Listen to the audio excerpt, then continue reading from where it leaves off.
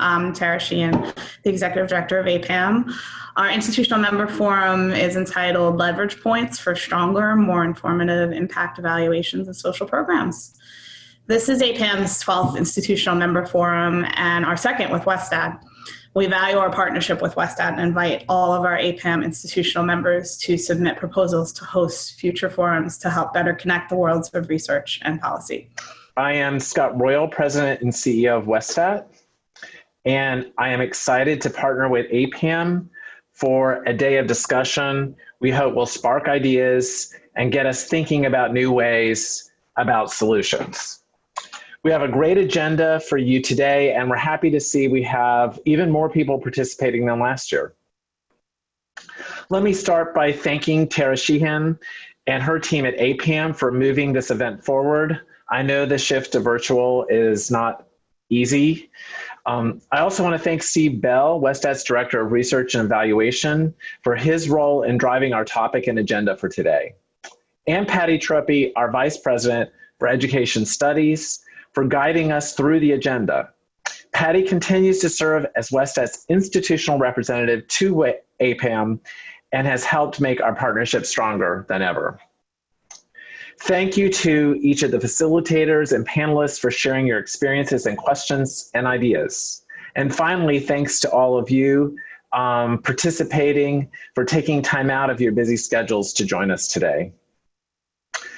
I regret that the pandemic has prevented us from meeting in person, but I encourage you to take advantage of every opportunity to participate in the discussions. If the Democratic Convention can go virtual, so can this APPAM forum. I'm glad I'm not competing this morning, though, with Michelle Obama. Apparently, that was quite the speech. So use this forum to reconnect with colleagues in the field and meet new ones. Then take the extra step to reach out to continue the discussion when the forum is over. COVID-19 has impacted our nation and economy like nothing we've seen for generations. And it's triggered unprecedented government interventions in the area of employment assistance, among many other social programs. It will be up to researchers like yourselves to help policymakers determine the impact of these programs. The work of impact evaluators has never been more relevant and essential. As CEO of Westat, I've also come to see COVID-19 as an unexpected driver of innovation. I've seen our researchers adapt successfully to challenges like shifting from in-person to remote data collection, helping clients change the way they deliver services, and quickly implementing new methodologies.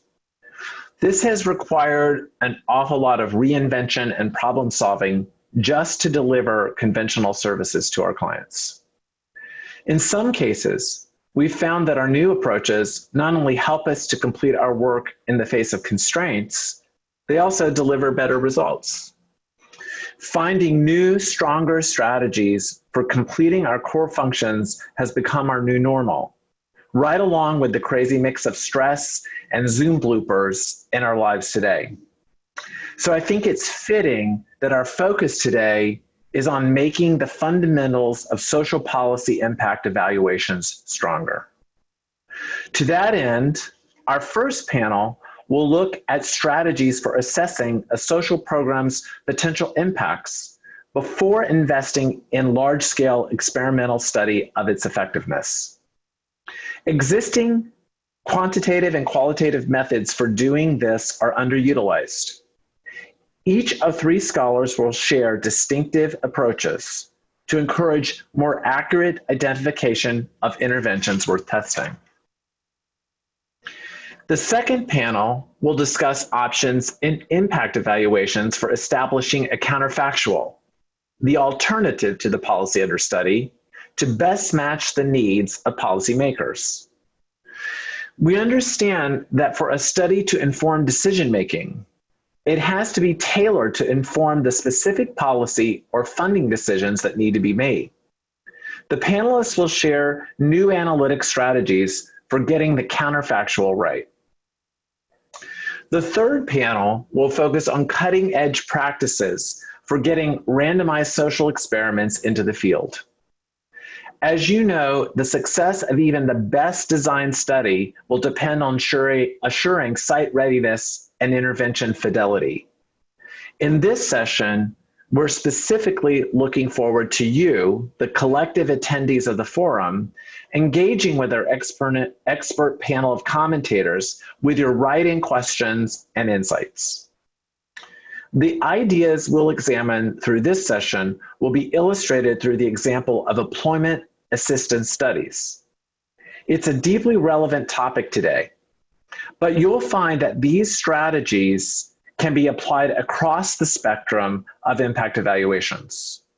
And part of our discussions today will cover how they can be applied more broadly.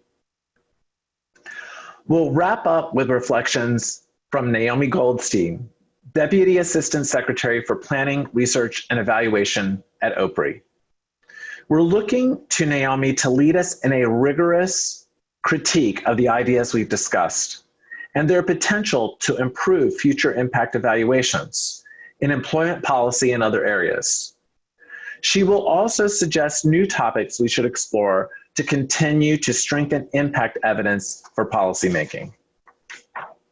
Now, before I hand the virtual mic over to Patty, I want to recognize that all of us here today have the same critical mission. It's about improving lives. We strive to provide better data to guide decision-making, and that leads to better policies and better outcomes. Some of us may be competitors on the business playing field, but on the research playing field, we have an obligation to work together to continuously improve our methods, share ideas, and challenge each other's thinking. That's how we improve lives. That's what APPAM and our forum today is about.